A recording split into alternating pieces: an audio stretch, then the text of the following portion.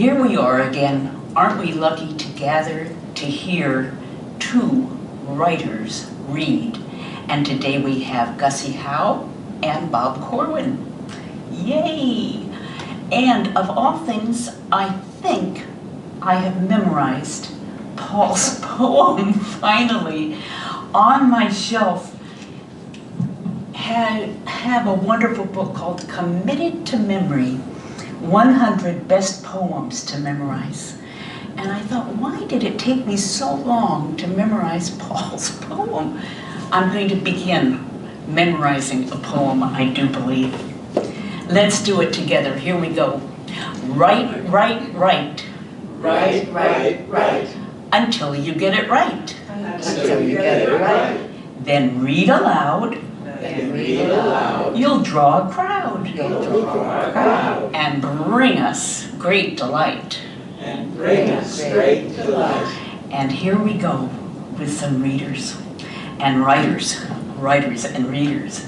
Gussie, you said that you might have some idea for us writers, some help while we're writing about your tricks.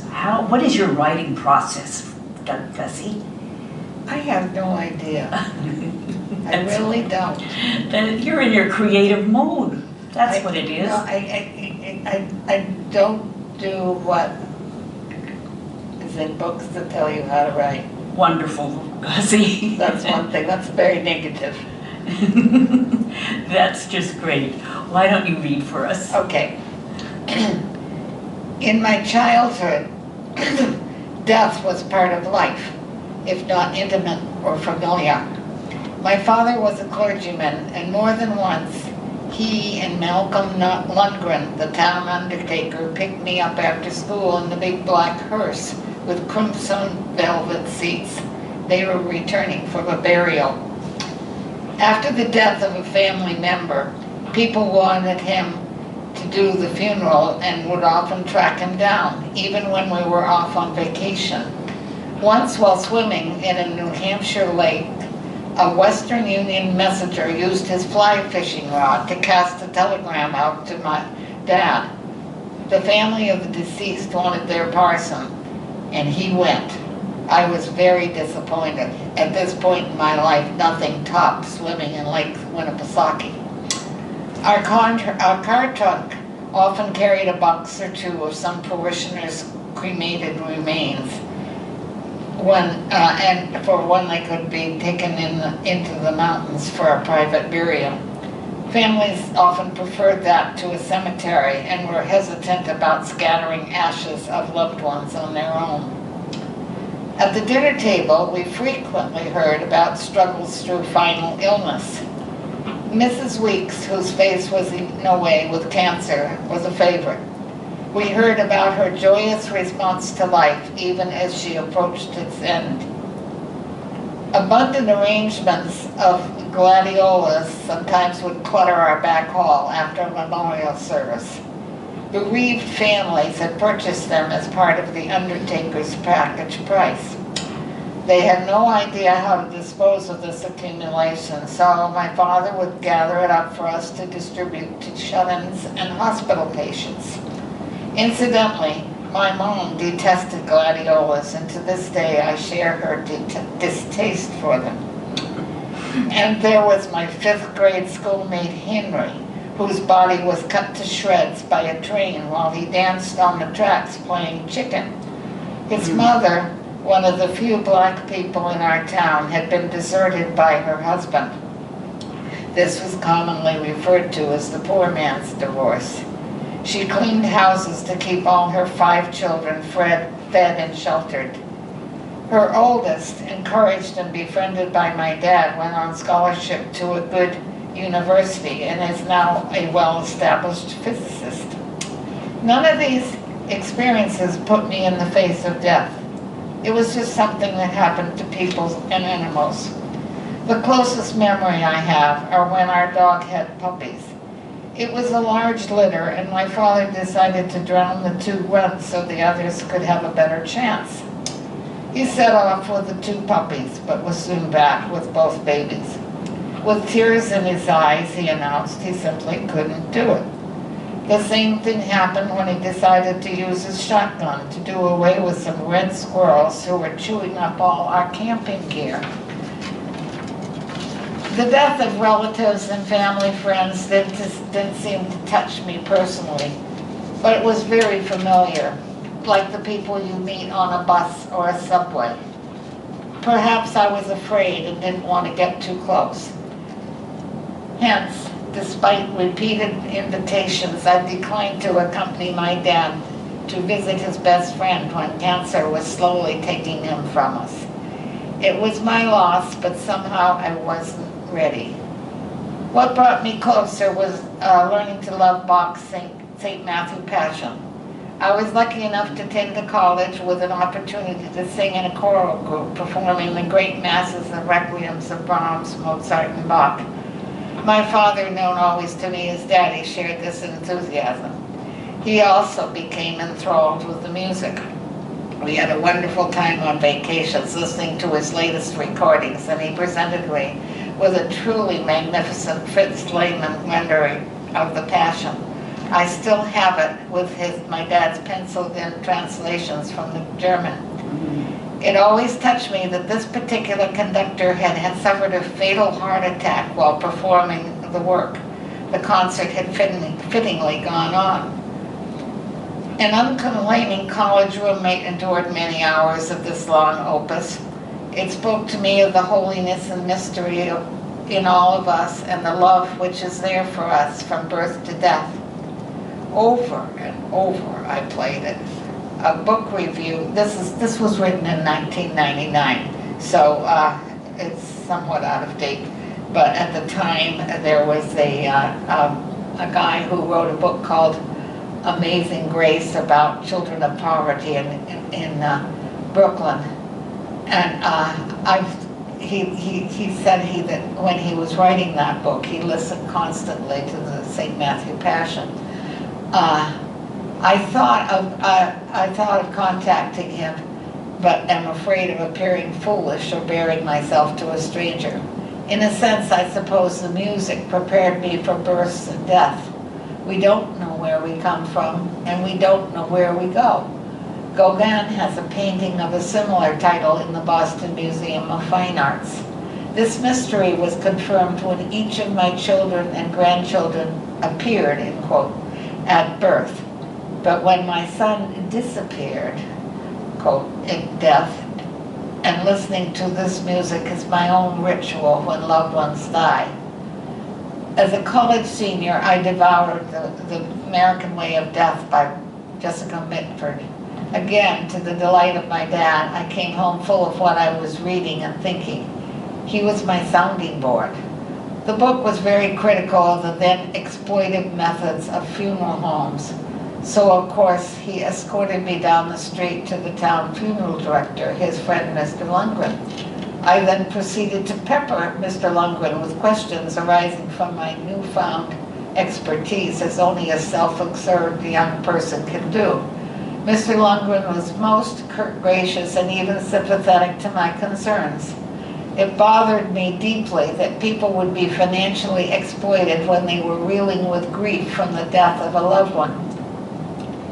Minamore was a family friend who took the place of grandma, friend, and fairy godmother for our family. We frequently had holiday dinners with her and her husband, Uncle Pete. She accompanied us on many a hiking trip. I remember her in a tweed skirt, cotton lisle stockings, and sturdy boots. Her summer cottage on Lake Winnipesaukee was my home for a whole summer when my parents were on an extended hiking trip out west. My older sister stayed with relatives in Pennsylvania, but since I was only 5, I got to stay with her. She read with me, taught me how to swim, and admired my mud bags. I also learned to respect the time she needed for her own reading. When I was older, we exchanged favorite poems, often by mail. Our particular favorite was Carl Sandburg. The first year I moved to Seattle, my parents called me to tell me Min died. As I wept, my dad told me her peace, serenity, and confidence were like something she left us in her will. That gift has stayed with me always. I try to live the other gifts that have been given to me by those who have passed on. Pets and animals have been my teachers. When the time came for my son's hamster to leave us, I was transfixed and spent a whole day watching him die. He received a proper committal service, as did several other of our pets. Future archaeologists will find several sets of animal and cat bones in the backyard. We have tended to the death of all of our creatures to the final shovelful of dirt. Putting these pets into safekeeping is important work. Once on a sailing trip, we caught a handsome ling cod. I watched him for a long time, knowing he would be our dinner. I think of that evening when I viewed Northwest Coastal I think of that evening when I view Northwest Coastal art and am reminded of the animals that feed us. Many years ago, when I received the news that my dad had not made it after an unsuccessful operation, my first thought was of our cat, who a few weeks earlier also had not made it, as the vet expressed it. Those were the same words I heard about my dad, and it helped to make the news real. I took my then 3-year-old son back to the family services and gatherings up the New Hampshire hill where we put his ashes. It was then that I realized how comforting it must have been for my dad's parishioners to know that he would personally escort their loved ones to cremation or into the ground. Now fake burials and a follow-up throwing on of dirt by strangers is routine. Our society says these things must be done by experts. Even grieving is overseen by experts. My second son had an extra chromosome, commonly referred to as Down syndrome. I guess this was a situation even as the doctor answered guardedly at his birth when I asked if he was alive. I had waited 2 months in the hospital for my baby and was hell-bent for a live bundle to bring home. It ended up with me comforting the doctor and feeling guilty for not feeling badly about having a defective child. The blow came when I found that his heart was not up to par, but due to lung problems, we would never be able to know just how bad it was. So I lived on pins and needles and many hours in doctors' offices. At 7, he had his final illness, no one knowing the exact problem. He was hospitalized and his dad and I shared shifts so that one of us was always with him. I wasn't there when he died, but when the call came and I rushed to the hospital, I was ushered into a little room by the pediatrician. His dad and I waited for what? I didn't know. The professionals were taking all the tubes out of his body so that we could say goodbye. They wanted to do an autopsy, to which I had agreed, knowing that this could help others. At the time, I didn't know that the rush for the required autopsy would rush my final goodbye with my son. Then the very kind and able doctor, who had become a friend over the years, escorted us into our son's room for my last visit with him. I wanted to stay longer with him, and we were given only a short visit. It was like being in a play that had been performed many times. I never knew when the autopsy was completed or when his body was taken to the funeral home for the cremation. Looking back, as I have so many times, I wish I had been asked if I wanted to take part in or be at these final events in my own little boy's life. At the time, I didn't know enough to ask. I would have liked to have been the person who took his tubes out. I will never get over the feeling that I abandoned him and was cheated out of something very important. It was my kid, and I was left out of the loop. I understand why Jackie Kennedy waited outside the doors while her husband's autopsy was performed, and why she rode on the plane beside the casket. My ending was so abrupt and impersonal. We were never given the results of the autopsy.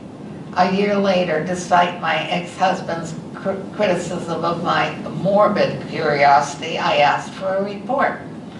Much to my relief, I learned that he had indeed died of massive incurable heart and lung disease, and not because of something I could have prevented. Would we ever have been told this if I hadn't screwed up my courage and asked? I wonder about this when I read newspaper articles about autopsy reports, making it sound as though it's routine to let the family members know what their findings were. But as so often the case with defective or imperfect children, their birth is heralded as a tragedy and their death as a welcome relief. There are many memories of that last illness in the hospital. I can feel the comforting weight of his body in my arms and the way he seemed to love my just being there with him. I had brought some handwork once and was sewing as he lay beside me. He asked me to stop as though he knew more than I did how important it was for me just to sit. 2 young girls stopped by his room and looked at him and me saying, "What's wrong with him? And are you scared?" I answered that indeed I was. And later I thought of those 2 as the angels of death. We did have a service for him that we designed ourselves with a chance for both his parents to speak. It was in the cathedral that he loved. We sang his favorites, Fairest Lord Jesus, and Angels We Have Heard on High. His pediatrician and nurse came. We put his ashes on the mountain next to his grandfather in New Hampshire. And as in the family tradition, I have pieces of the branch of the tree above his resting place. I agonized endlessly over his 13-year-old brother, who was a beacon in his brother's life. He seemed left out, and I have never been able to express my regret to him in a way that I would like, or even talk about it very much. I worry that he won't forgive me.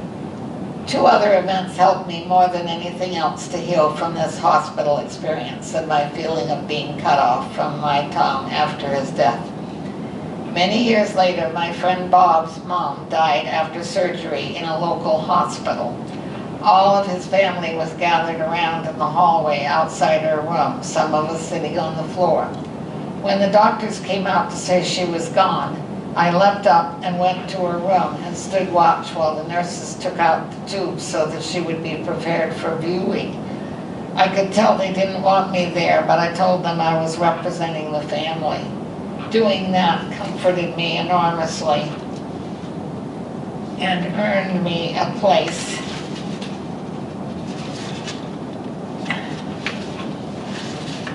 Sorry. I can't tear the paper apart. Or do I not have the end? This wasn't planned. No, I know it wasn't, Gussie. I have it here somewhere. I think it's there somewhere. Yeah. But it isn't. What happened? Oh, here. There. The other event which started me thinking about this journey toward death, on which we all go, was the death of our little Beagle this summer. He was at least 17 and had had a superb life. We took him to the vet to be put down. Oh, how I wish we humans could have this option. We brought his favorite Afghan, into which we wrapped him and brought him home. Bob did the weeping for both of us, and I loved him for this.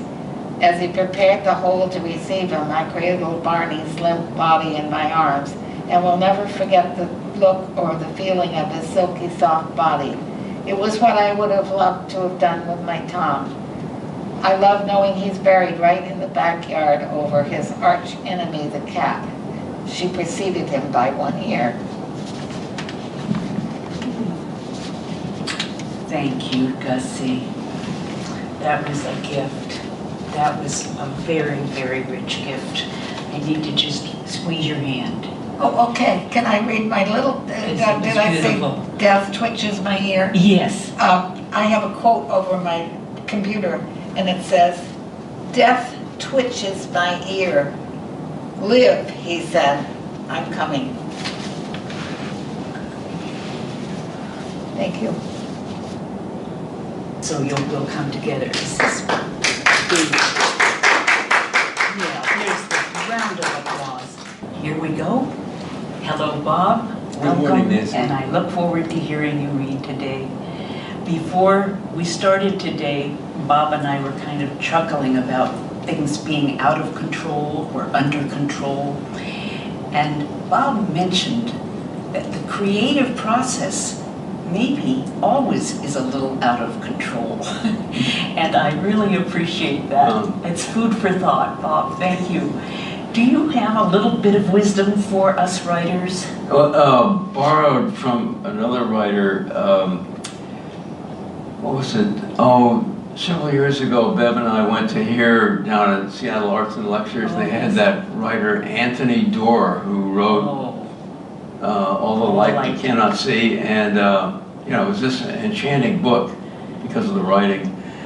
So Anthony was up there, and he had this wonderful, humble way of expressing how he succeeded. He showed on the screen a picture of his text, the first page of the book. Oh my. You know, hundreds of words. And then he highlighted one sentence, which was what was retained to start the book, you know, the opening sentence, and everything else went. So anyway, less is more, and you just keep cutting away, and anyway, I remember that. Oh, that's a wonderful concept. Think It's about that. a picture that I remember the visual thing of it. It's just a little tiny piece of what you had dumped out there that was worth keeping. And one piece saved, yes. Oh, good wisdom, good wisdom. Thank you, Bob. And we look forward to you reading now. Good. This is a continuation of a kind of family story, which is, I'm thinking of it as a narrative nonfiction, I think they call it, where I'm trying to get in my own interpretations of what people were like in addition to just the diaries and letters and things. So, my earlier readings I had read about, written about a Japanese girl that had come to this country just after the Civil War and stayed with my family for 10 years in New Haven, Connecticut. And this part goes back a couple of generations before that to my great-great-great grandmother and grandfather, who were born at the time of the Revolution. So anyway, Wonderful. Wonderful. and this chapter, which is the first one in the overall story, is called Foreshadows. Alice was 12 in late spring when she rode pillion behind her grandfather home from Sunday meeting. Dust rose from the road through buzzing, fluttering things, drunken splashes of sun along the maple tunnel. They clopped over the plank bridge, and she could see upstream through the trees to where it widened at an elbow in the current against a bluff to form a pool. 13-year-old Ethan stood bare on the steep bank, glanced and saw her, and dropped to the pool below. She was relieved that grandfather and horse were lost in their thoughts on this drowsy afternoon, and the sight of Ethan was hers alone through a leafy tunnel soon obscured. They were acquainted from early Sunday meetings, but he'd been absent many months. Who was he now? Swimming and splashing with two older boys, fought unseen on the Sabbath. Part of her slid from the horse, dropped to ground, slipped along the bank toward the sunlit pool. Alice Parks was born at Bethlehem, Connecticut in February 1783, one of 9 children. When her father died, she was sent, age 7, to her grandparents to live in Lebanon, Connecticut. She became joy and purpose for William Beaumont and Sarah Everett Beaumont. Their 4 sons had served in the Revolution and were now gone from under their roof. Her grandparents' house had a Protestant Bible. It was a garden of fascination for her. Stories of how and how not to live. Elizabethan English became comforting, adventurous, familiar. As Alice immersed, William and Sarah soon promoted her from household chores. In time, she memorized it, a walking concordance of the King James Bible. Wow. In her later teen years, Alice passed through a time of great anguish. Years later, her son, Leonard Bacon, wrote that his mother had written a letter to her pastor on March 1st, 1800, when she was about 17. Quote, for some 3 months preceding that crisis in her spiritual history, she had suffered under a painful depression. But in the end, she found relief. Quoting from her, on Monday evening, an unusual calm in my mind for which I could not account. Opening my Bible, I thought there was something in it, sweet and engaging, that I never saw before. I desired that I might have no will of my own, but that my will might be swallowed up in the divine will. Unquote. Pastor Zebulon Ely of Lebanon was touched by her message, but without permission and against her wishes, some other officious person rushed her letter to the publication, the Evangelical Magazine. Her trust betrayed, Alice was mortified, aggrieved. Would she have stopped publication if she had known how they would shape her life? One who read it and read it again was a young man, aspiring missionary David Bacon, 28 years old. He read it with great interest, sent Alice a letter commending her discovery and salvation in spirit. He offered his assistance if Alice wished further encouragement and exploration of her faith. Letters were exchanged. He found his way to Lebanon to introduce himself in person. Walks through a meadow, a welcome from her grandparents, visits to a meeting house eased a loneliness in both. What they lacked in understanding of the world or themselves receded in importance as they spent time together. They were young and attractive. Spring moved into summer, and each was to the other an adornment. David was born in 1771 to Abigail and Joseph Bacon of Woodstock, Connecticut.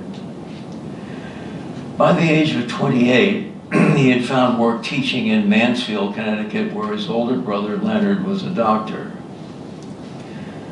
This was a turbulent time, and David fell in with the spirit of the Second Great Awakening, which bridged the 18th to the 19th century in New England and in New England settlements encroaching west.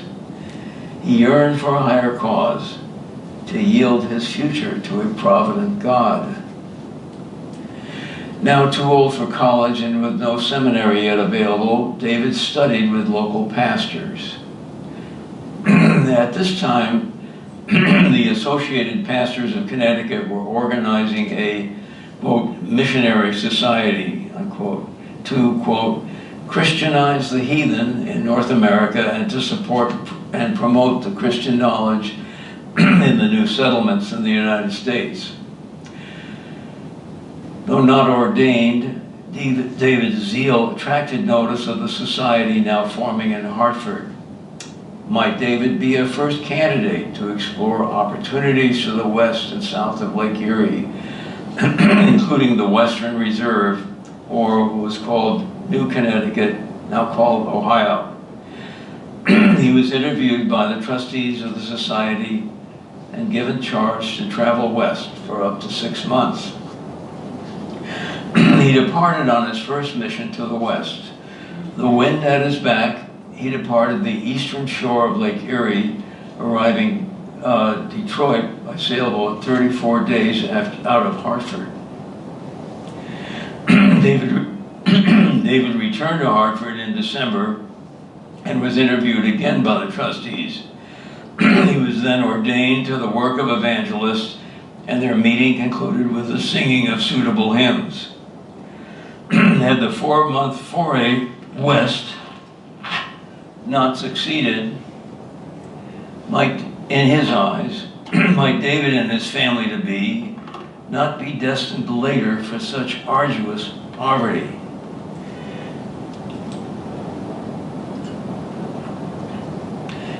Local leaders at Detroit were uncertain whether mission prospects might be better to the south along the Maumee River or to the north to the head of Lake Huron near Michilimackinac. Some they met with native contacts were mixed encouragement for his mission. A bystander recalled a speech by Red Jacket of Seneca that such a mission might be welcome among the native community if it improved the behavior of their white neighbors. But a cautionary tale for some, for David, was a test of faith. We have a portrait engraving, I should have brought it, this is before cameras, a three-quarter view in his 40s, decent-looking fellow with a high brow, receding hair. Knowing what transpired, he looks disappointed, haggard. David looks like he could use an extended vacation. You want to take him to a tropical island, seat him in the unfamiliar beach chair. But if you looked away, he'd soon be up, restlessly seeking a pulpit or a benighted heathen with whom to share his evangelism. Many years later, David's son Leonard recalled, quote, on the 24th of December, 1800, he was married in Lebanon to Alice Parks, then not quite 18 years of age. On December 31, the last day of the 18th century, he was ordained to the work of an evangelist by the trustees of the Missionary Society of Connecticut. With the least possible delay after his marriage and ordination, Mr. Bacon and his wife began their journey, setting out on the 11th of February, 1801. They were accompanied from Bethlehem by one of Mrs. Bacon's brothers, Beaumont Parks, a lad in his 15th year. Years later, Beaumont shared memories of their journey with Alice and David's son, Leonard. Quote, the weather was very cold. We had a good sleigh and 2 good horses. Although we did not leave Bethlehem till near noon, we were at Canaan before dark. You notice all the Old Testament names that were scattered over northwest Connecticut. They thought they were Moses coming again. We, at Canaan before dark, stopped at a noisy country tavern. We were a large company all together in the bar room. Some were drinking, some telling stories, some swearing. This was new and rather painful to Alice and me. At that time, everything was done by sleighs. The roads were full. Sometimes we would meet 30 or 40 sleighs loaded with wheat going to Albany and Troy to market down the Hudson. We had fine sleighing till we got as far as Geneva in New York State, where the snow left us. We dragged along on bare ground and in mud to East Bloomfield. Here we remained until the spring when the roads were settled. Nearly all the first settlers in Bloomfield were from Connecticut, many from Bethlehem, old acquaintances of our family. Alice and I were kind of a wonder to them.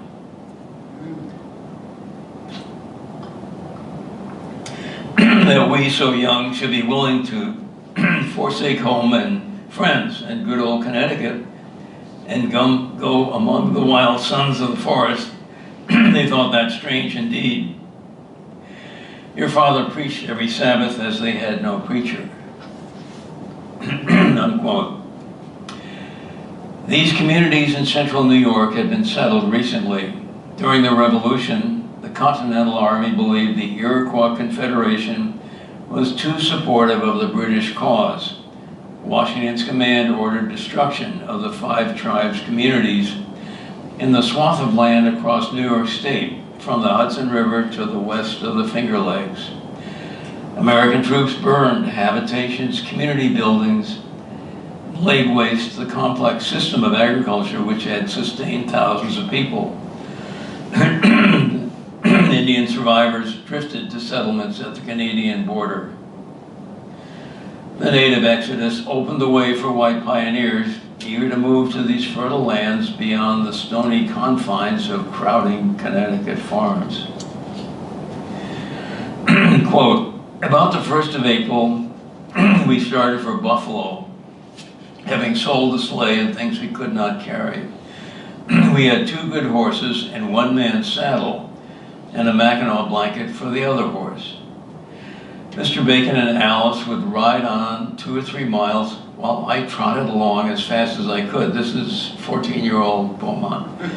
After a while, he would tie his horse to a tree and go on with Alice. When I overtook them, I rode on ahead a mile or so and then tied and went on again. From Buffalo, we concluded to go by land and ride and tie instead of along through Lake Erie, which is probably iced up. This we did till we reached Detroit, about 250 miles by land. There was no wagon road, only a path through the woods, sometimes rather obscure, the trees marked to show the way. Detroit, where they arrived, was the great emporium of the fur trade. The inhabitants were English, Scotch, Irish, and French, all of whom hated the Yankees most cordially. The city was enclosed by cedar pickets about 12 feet high and 6 inches in diameter, so close together that one could not see through. At each side were strong gates, which were closed at night and a sentinel placed at each. No Indians were permitted to come in after sundown or to remain after overnight. Another letter dated February 10th, 1802. They're in Detroit, and these letters are back to Connecticut. David had learned that there was a very encouraging prospect on the Miami, now written Maumee River, 70 miles south from Detroit. The place had been very populous before it was destroyed by General Wayne. Beaumont says, your father and I went to the Maumee to make trial of the natives and see what could be done for them. Your father had many talks with them and met them in council when large numbers, 500 or 1,000, were present. They listened to all he said and answered with great deliberation. They did not wish to make any changes in their religion, but thought the good old way was the best. Little Otter, as the principal chief, announced the result of their long deliberation. Game was indeed becoming scarce, but there would be enough of it if only the great black gowns, like the missionaries and chiefs, would keep the white people from settling so near the Indians. Whiskey was very mischievous, but it would do them no harm if the white people would leave off making it and bringing it to them. A son was born to the couple in Detroit on February 2nd, 1802, the first of 7 children. The occasion was darkened by Alice's near death in childbirth. She remained bedridden for 2 months. Denied a mission on the Maumee, David set his sights to the north on Upper Michigan. Soon after Alice's recovery, they sailed north by schooner to the straits between Lakes Huron and Michigan on the Canadian border. They made a base on Mackinac Island, a remote military and trading station.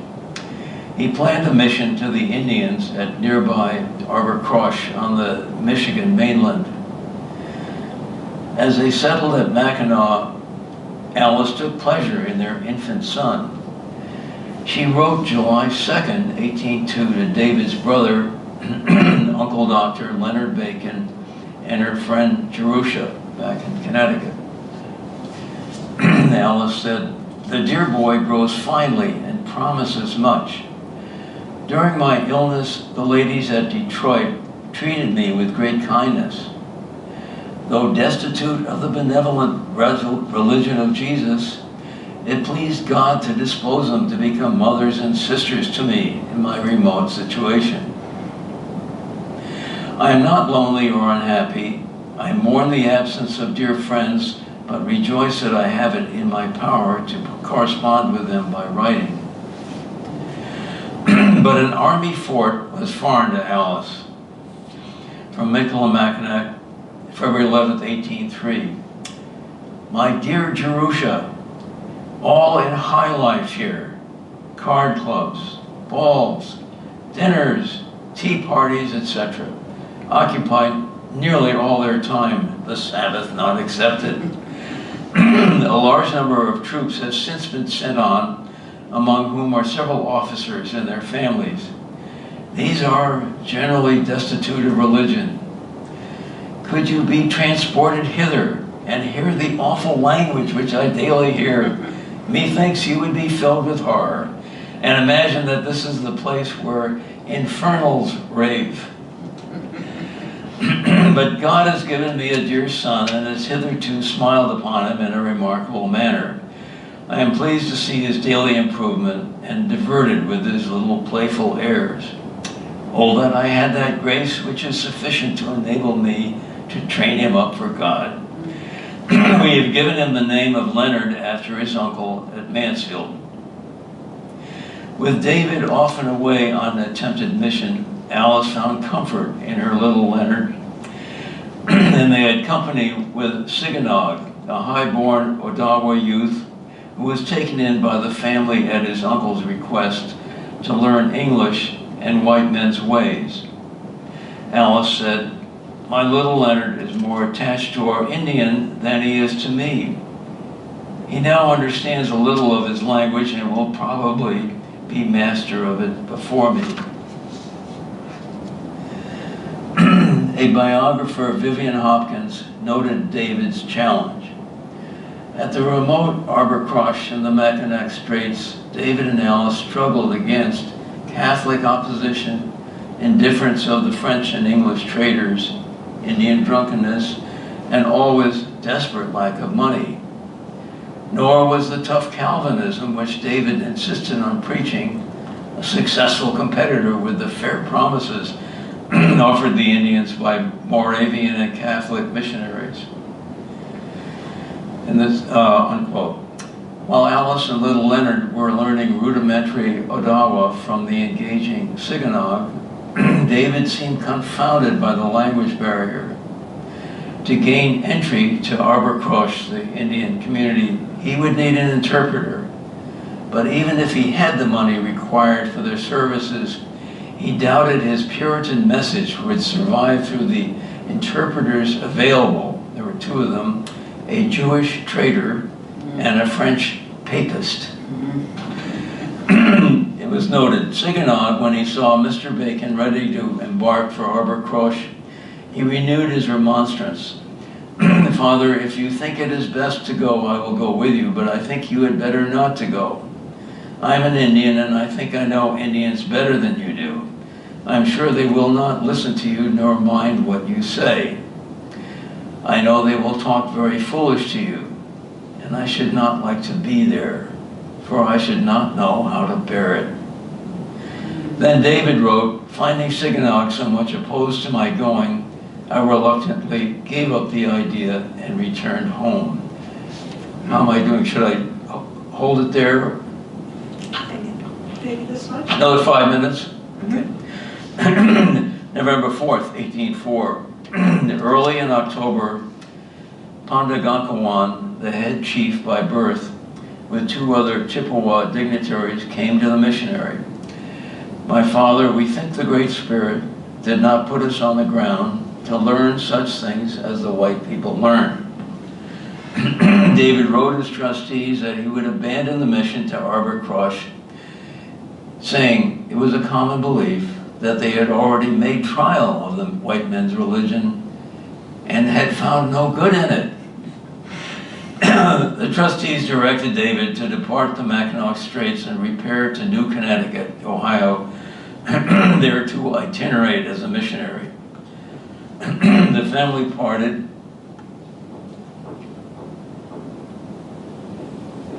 The family parted from Siganog, the young Indian in Michigan. He remained with his people and went on to achieve a long career as a leader negotiating with the Canadian government toward justice and land rights for the First People. Cecil King, who was his great-great-great-grandson, and with whom I've corresponded, Oh my. Siganog's great-great-grandson wrote, Siganog was multilingual in a time when his people needed to communicate with those French, English, and Ojibwe. He was known for his oratory. He interpreted and was a cultural mediator, cultural broker.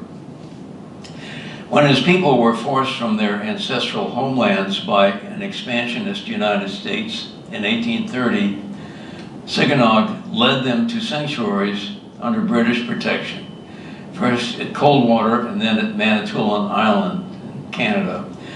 Later, Wikmekong and on Manitoulin Island is the second largest First Nations reservation in Ontario, and a Siganak featured in the milestone events of its early history. Son Leonard wrote of his father David. About the 1st of August, he sailed for Detroit with his wife and 2 children. The youngest, an infant, Susan, born on the 4th of July of the preceding month at Detroit. That migrating family was detained by sickness and other causes nearly 2 months. When they were able to proceed, they embarked in a canoe. The father, the delicate mother, and their 2 little children. They went down the straits, passed from Detroit, out into Lake Erie, creeping along the silent shore, resting at night, making progress by day, till having performed a voyage of nearly 200 miles at Cleveland, which was then a mere hamlet on the lake shore. From Cleveland, they traveled inland to the settlement of Hudson. The trustees had allotted a salary and budget they thought sufficient for David's mission. Quote, in 1800 and 1801, the society paid for the Indian mission a sum total of $400. This included the expense of the lone pedestrian journey beginning in August 1800 and the outfit of the mission in January 1801, from that till September 1803, a year and 8 months. They had not allowed for the needs of a wife and potential children acquired so quickly before his departure from Hartford.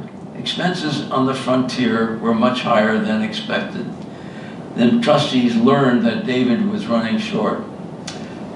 Anyway, he goes back to Hartford to straighten things out, and that's a good place to stop. Oh, wow. Thank you so much, Bob. Those letters are a treasure. They are a treasure, and I left a lot of them in there, Yes. along with my own. I love the quotes and knowing that was the voice. Yeah, no, the letters are, there are thousands of them. Really? And the first few years of this, I was going through them, 15 boxes, and eventually they got to me, and I started sorting out the This is story. wonderful. Thank you so much. See you next time. Good.